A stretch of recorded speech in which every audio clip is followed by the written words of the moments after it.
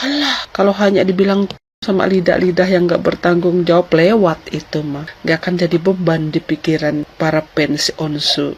Ya kan, banyak orang baik yang membela si Onsu, yang gak suka sama si Onsu.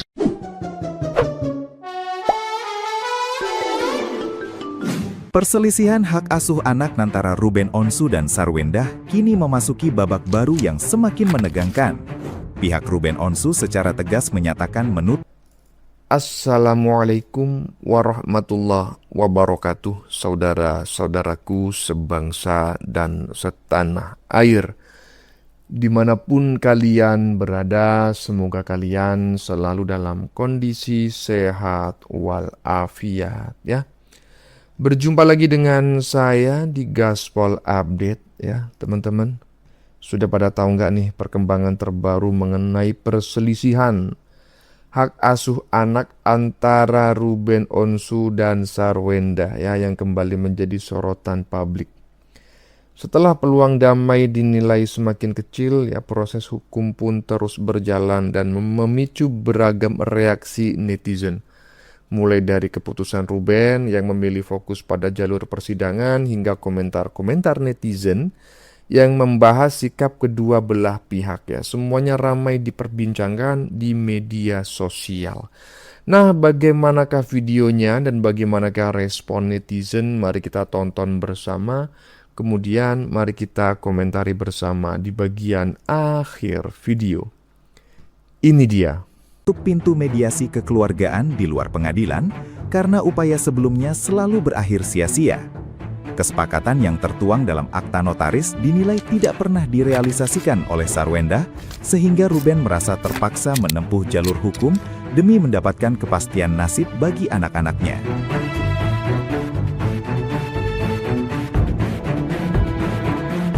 Kuasa hukum Ruben, Minola Sebayang, menegaskan bahwa kliennya kini sepenuhnya akan mengikuti alur persidangan resmi yang diawasi langsung oleh majelis hakim.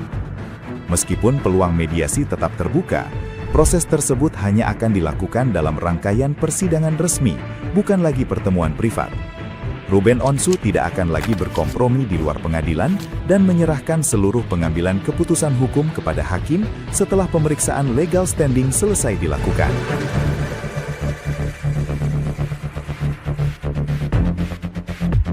Nah, gimana nih menurut netizen yang terhormat? Silahkan berkomentar ya. Yang pertama, Ruben tuh menyayangkan pertemuannya dengan anaknya sebelum umroh kemarin. Karena Ruben tuh udah bisa menebak tuh ekspresinya anaknya tuh seperti apa saat bertemu dia, yang akan menggiring opini netizen kemana-mana. Yang kedua, Bang Nanda Persada ini bersaksi kalau Ruben itu punya andil besar dalam karir Sarwendah. Dimana Bang Nanda Persada ini dulu kan mantan manajernya Sarwendah. Ketiga, ternyata sebutan itu udah sering Sarwendah ucapkan kepada Ruben, baik pas cuma berdua ataupun di depan anak-anaknya. Jadi sebutan itu bukan hal yang baru ya buat Ruben. Yang Ruben kagetkan adalah sebutan itu terpeleset di live yang bikin netizen heboh. Sampai Ruben tuh nggak tahu harga dirinya di depan anak-anak itu udah kayak gimana sih hancurnya. Yang keempat, Ruben hanya minta fokus ke permasalahan anak ini nih. Jangan merembet ke kasus-kasus yang lain termasuk buka-buka aib. Yang kelima, Ruben minta mantan istri tidak menghilangkan Ruben sebagai figur ayahnya anak-anak dan meminta pacar mantan istrinya untuk bisa memposisikan dirinya di depan anak-anak. Yang keenam, ungkapan rasa kecewa Ruben kepada adiknya. Ini part yang paling nyes sih. Ruben meminta adiknya untuk stop ikut campur dan buka-buka aib karena mereka itu bagaimanapun juga masih saudara. Yang ketujuh, Ruben itu keberatan anaknya diajak live jualan di mana dia masih sekolah dan di mana di live itu juga menyindir-nyindir sosok Ruben dan menjadikannya bahan tertawaan di depan anak-anaknya. Ruben udah ngerasa memakai semua sabarnya selama ini dan yang dilakukan sekarang itu wujud pembelaan dirinya. Nah, segitu aja rangkuman dari podcastnya Bang Nanda sama Ruben Onsu.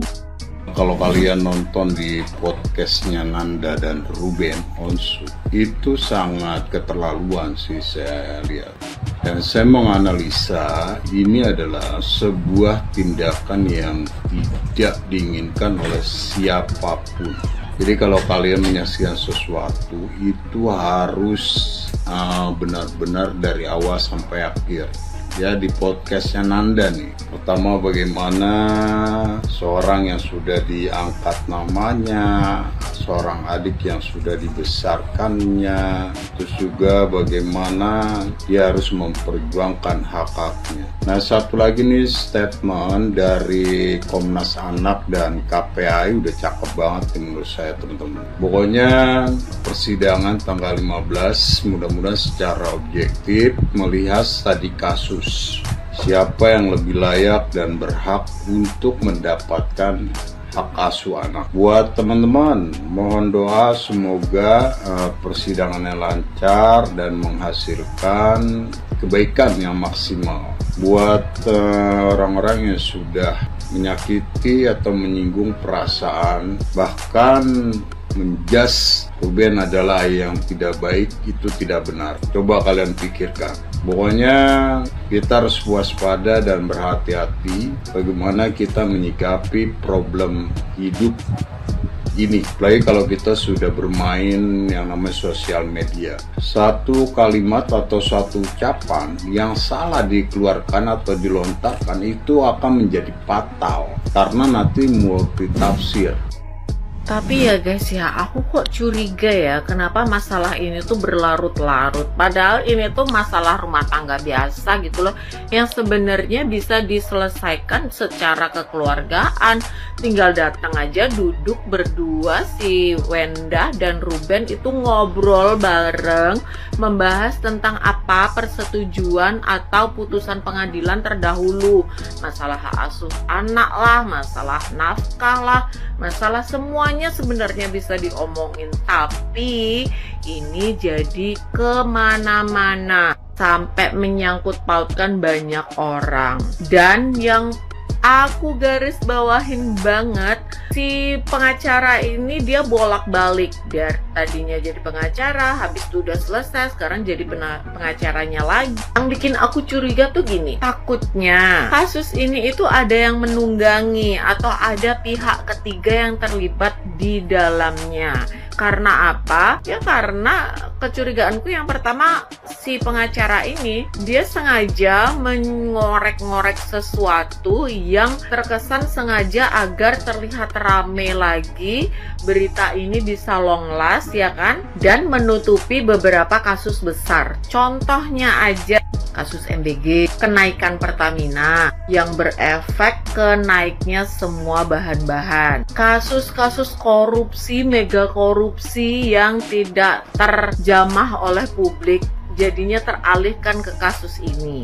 Bahkan yang terbaru ada dugaan kasus korupsi, si KPK itu udah menyita beberapa aset atau dugaan tindak korupsi dari timah. Bahkan banyak banget kasus-kasus yang lain yang tertutupi oleh berita ini karena semua netizen diarahkan atau mengarah ke kasus mereka berdua ini aja. Tapi ini sebatas kecurigaanku loh ya. Tapi menurut kalian make sense gak sih kalau kira-kira ada pihak ketiga yang sengaja menunggangi kasus ini agar kasus yang lain-lain itu tidak terblow up? Coba komen-komen di bawah. Pengacara ini yang mengurus hak asuh anak. Oke. Sudah hampir 10 menit teman-teman ya. Saya potong dulu videonya. Jadi dalam segmen pertama barusan itu netizen membahas ya bahwa Ruben Onsu itu disebut sudah tidak lagi berharap pada mediasi di luar pengadilan ya, karena berbagai upaya sebelumnya itu dianggap tidak pernah membuahkan hasil yang menggembirakan. Menurut netizen tersebut ya, dalam pembahasan tersebut ya, Ruben kini memilih mengikuti seluruh proses hukum dan menyerahkan sepenuhnya keputusan hak asuh anaknya itu kepada majelis hakim. Dan netizen juga menyoroti beberapa poin yang disebut sebagai keberatan Ruben ya, seperti persoalan penyebutan yang viral di media sosial gitulah ya. Kemudian permintaan agar persoalan anak itu menjadi fokus utama, kemudian harapan agar dirinya itu tetap dihormati sebagai ayah di hadapan anak-anaknya, hingga keberatannya terhadap keterlibatan pihak lain dalam konflik keluarga yang sedang dia alami. Kemudian di akhir video, netizen juga menyampaikan analisis pribadi bahwa kasus ini terasa semakin panjang dan bahkan menduga ada kemungkinan isu tersebut dimanfaatkan ya pihak-pihak tertentu untuk mengalihkan perhatian publik dari isu-isu nasional lainnya. Ya, namun ya dugaan tersebut ditegaskan hanya sebagai opini pribadi dan mengajak netizen untuk memberikan pendapatnya. Nah, menurut teman-teman gimana? Silakan tulis pendapat Anda di kolom komentar teman-teman ya. Lanjut. Dia bilang si Onsu tuh orang baik. Ya, aku tonton videonya sampai habis. Banyak kata Ruben baik, orang baik, gua kenal dia baik ya. Kata baik-baik semua untuk si Onsu. Lah faktanya memang begitu. Untuk kalian eda-eda yang membenci si Onsu, ya memang sih aku akui sih orang baik itu tuh memang harus mesti dihujat oleh orang-orang jahat memang. Seperti itu. Tidak mungkin orang baik dihujat oleh orang baik. Fix. Ya kan, jangankan Anda yang mengenal si Onsu sudah 10 tahun, belasan tahun, kita yang cuman ngelihat dia di layar kaca, terketuk hati kita untuk membela dia, ya mensuarakan dia, berada di pihak dia karena memang dia orang baik dan jalannya sekarang yang ditempuh itu benar. Kalau seandainya si Onsu salah, nggak mungkin netizen berlomba-lomba membela dia, nggak mungkin itu. Ya, terlepas dari netizen mengangkat masa lalunya, terlepas dari orang-orang yang membenci itu bilang dia begini begitu, nggak apa-apa itu, nggak berpengaruh di kami karena sedari dulu juga kita tahu dia itu letoy sama si Olga ya. Jadi letoy itu bukan berarti gitu loh, nggak berarti dia itu nggak perkasa, nggak, buktinya udah punya anak 2. Dan yang paling penting manusia itu adalah, apalagi laki-laki, dilihat dari segi tanggung jawab dan meratukan pasangan. Segala karakteria itu sudah ada di Onsu, ya kan? Karakter itu tuh sudah ada di Onsu, memanjakan mantan, meratukan mantan, membelikan apa yang diinginkan mantan. Halah, kalau hanya dibilang sama lidah-lidah yang gak bertanggung jawab, lewat itu mah gak akan jadi beban di pikiran para fans Onsu, ya kan? Banyak orang baik yang membela si Onsu, yang gak suka sama si Onsu tuh ya ketahuan mereka tuh orang jahat, karena orang baik gak mungkin dibenci sama orang baik, itu aja. Nyonya S, itu tuh Nyonya S-nya si OTO. Padahal nih gue ini adalah pembela wanita-wanita yang terzolimi. Tapi untuk si gender satu ini kayaknya gue gedek banget dah. Gedek lah ya, kan kita tahu semua ya, kita tuh lebih kenal Ruben daripada lo Nyonya S. Pakai kata-kata, lah lu kan dari dulu emang begitu ngeliat dia, ya kan? Kecuali dulu tuh dia tuh badannya koker gede gitu, terus tiba-tiba pas berjalannya waktu nikah sama lu bertahun-tahun terus langsung jadi lemah lembut, baru lu bilang lu nggak sadar. Lu dari dulu ngeliatnya kayak gitu. Kita semua nih fans-fansnya Ruben dari dulu tuh ngeliat dia tuh kayak gitu, emang tuh lembut dia itu orangnya. Sadar lah ya, seenggaknya lambung lu tuh pernah terisi yang enak-enak dari si Ruben. Terus gue kayak ngeliat tingkah laku lu tuh si Nyonya S juga gedek banget. Gue kayaknya perasaan dah, siapalah Anda Nyonya S tanpa Ruben? Debu. Soalnya gue nggak kenal elu, gue nih nggak kenal elu nih, yang orang awam banget aja gue nggak kenal elu. Orang-orang nih gue tanya juga dulunya nggak kenal elu. Pas lu lagi kawin sama si Ruben, baru dah tuh kita semua kenal sama elu. Udahlah, jangan kebanyakan gaya pokoknya dah Nyonya S. Netizen udah pada gedek ngeliat lu randang rendeng, apa tuh namanya, ngelayor apa sih namanya tuh kalau begitu-begitu. Sungguh tidak pantas.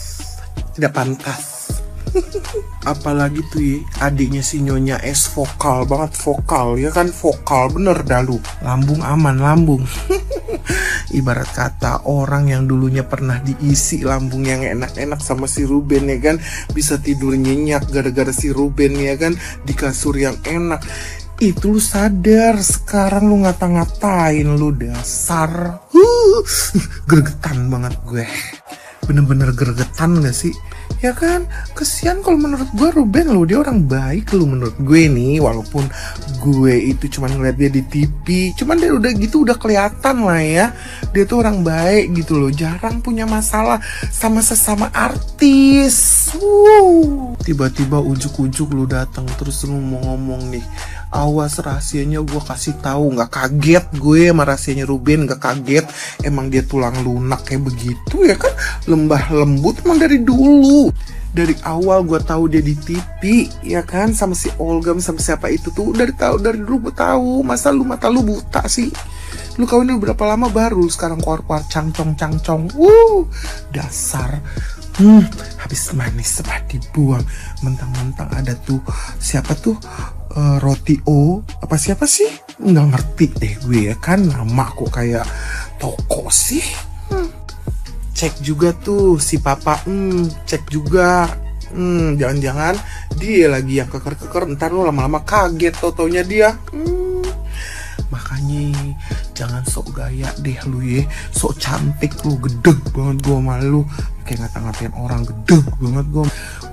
Gergetan banget tuh sama si Nyonya S yang satu itu. Tenang Ruben, ya kan, walaupun lu lemes klemer terus lu tulang lunak, tetap orang taunya lu daripada dia. Kagak kaget, kagak usah tuh yang namanya peduliin dia itu ya.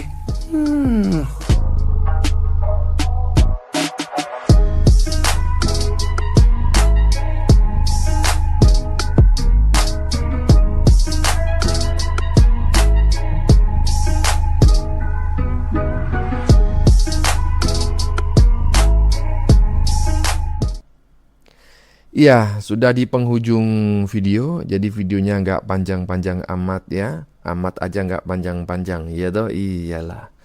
Jadi pada segmen terakhir barusan, netizen secara terbuka menyatakan bahwa menyatakan dukungannya lah gitu ya kepada Ruben Onsu. Menurutnya Ruben selama ini dikenal sebagai pribadi yang baik teman-teman ya, bertanggung jawab dan memperlakukan keluarga itu dengan sangat baik ya, bukan cukup baik aja tapi sangat baik. Dan netizen beranggapan bahwa banyaknya dukungan publik kepada Ruben itu menjadi salah satu alasan mengapa dirinya ya, yaitu Ruben maksud saya, itu berada di pihak yang benar dalam konflik yang sedang berlangsung. Selain memuji Ruben, netizen juga pada melontarkan kritik keras kepada Sarwenda ya, dan beberapa anggota keluarganya. Ya tentu kita tahulah siapa yang dimaksud oleh netizen. Netizen menilai berbagai pernyataan yang muncul di ruang publik itu justru memperburuk suasana dan dianggap tidak pantas dilakukan oleh mereka. Dan di sepanjang video, netizen terus membandingkan citra Ruben yang selama ini dikenal publik dengan berbagai tudingan yang belakangan muncul. Intinya keseluruhan isi video lebih banyak berisi opini pribadi teman-teman ya. Pribadi netizen maksud saya, yang membela Ruben serta mengkritik pihak yang dianggap telah merugikan nama baiknya. Oke, kurang lebih seperti itu dulu komentar saya kali ini. Sebelumnya saya memohon maaf yang sebesar-besarnya jika dalam penyajian konten ini ada kata-kata yang menyinggung teman-teman ya. Kemudian kurang tepat penggunaannya atau ada data yang dianggap keliru atau salah. Saya memohon maaf yang sebesar-besarnya ya, dan kita jumpa lagi di lain video. Salam NKRI.